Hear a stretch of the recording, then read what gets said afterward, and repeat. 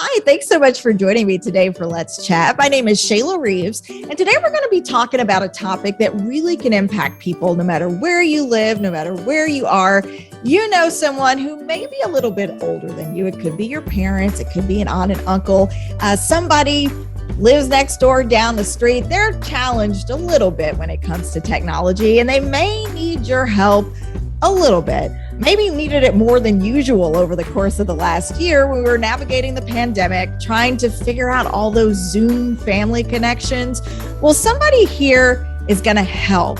I know when you're navigating those situations, you're wondering, how do I help the senior in my life navigate technology? Well, 5 tips when providing parental tech support. Abbie Richie of Senior Savvy is going to be here today. And thanks for joining us today, Abbie. You're so welcome. Yeah, I think for so many of us, whether we asked for it or not, we got thrown into a tech specialist role with our folks or with the older person in our lives. Whether we wanted to or not, we're in that position to help them. And definitely over the past year, there have been many technological advances in terms of older people adopting to technology so that they can connect and thrive in today's world. And when it comes to thriving in today's world, we depend on technology so much, especially over the last year. Instead of those family get-togethers where we could get together in person, spend some time together, we found ourselves flipping open that laptop lid or getting out that iPad. And for folks that, want to just see their grandchild's face, they don't want to use all that technology, but they had to over the last year just to get by. Absolutely. Not only that with Zoom, but learning how to pay your bills online, learning how to find out certain information, register your car. There's just a whole slew of modern day skills that we know how to do, but the senior in our life does not. But what I've found is that a couple of tips that will help anyone better navigate this instructional relationship that we've all been thrown into.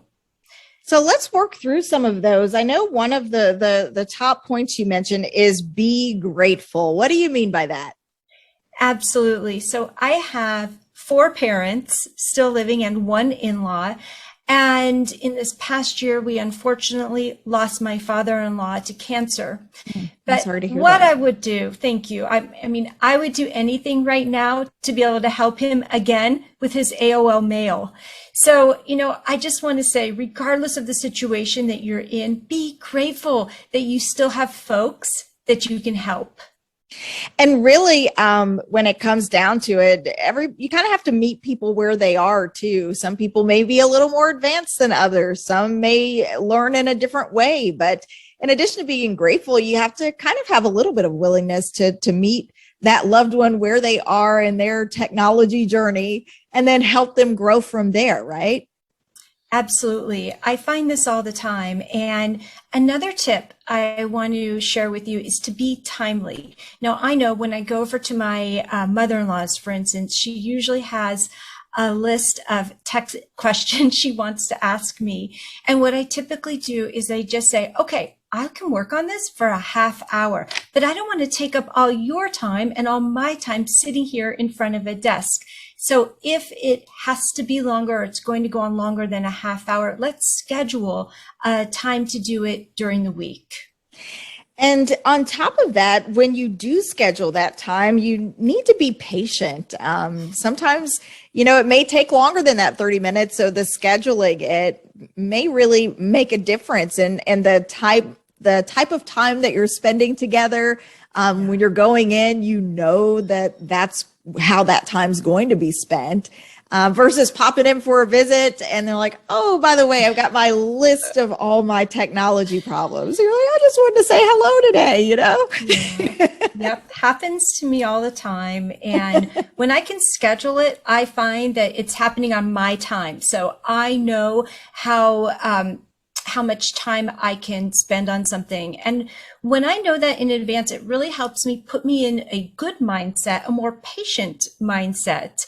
And I try to remember, and this is the third tip, to be patient, because, these computers, these devices, they've been pretty much handed to our older family members without any instruction manual, right?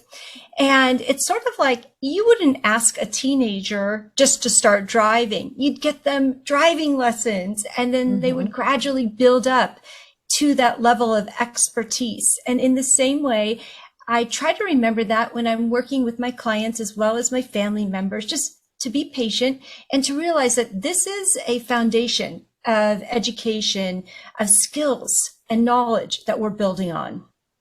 And on top of that, people learn differently. Some people need extra visuals to learn effectively. Can you talk a little bit about that?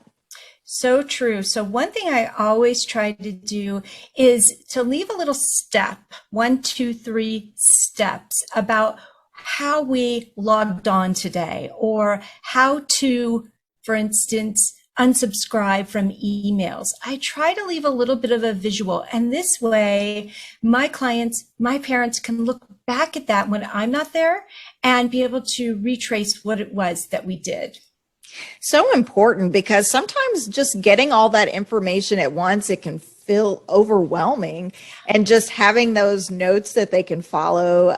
So maybe you're not getting that phone call all the time, but it's something that they can, actually visually go back and look at it. If they still can't get it after the notes, then maybe the call comes after it. Just something for them to work with, right? Absolutely. And you know what? Be prepared, because that phone call, it'll probably happen. Yes. Be prepared for them to ask you the same question again. Be prepared that you're going to have to walk through those steps one more time. It's par for the course. Sometimes I wish it wasn't like that, and it can be maddening. I get it. But the more you can do to educate the older person in your life, the better they'll be independently. Absolutely. And I think even beyond technology, I think all of us at some point in our life, we were new to something, whether, maybe we were new to learning how to drive a car, or maybe we were new to learning the parts of our job. And, at some point, we all were at the beginning phase of something. So it's kind of nice to step back and give to others that same sort of grace we probably needed from someone else when we were beginning our journeys. Absolutely. It's all part of the cycle, right? Of giving back from where we've originally come from.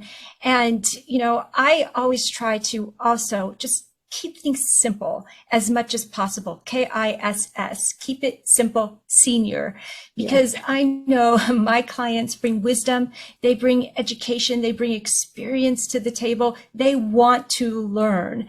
And so within that, the simpler I can be in my instruction, the more they're going to be able to grasp what it is I'm talking about. So I really want to encourage you as well. Keep it simple, only focus in on the facts that they need to know.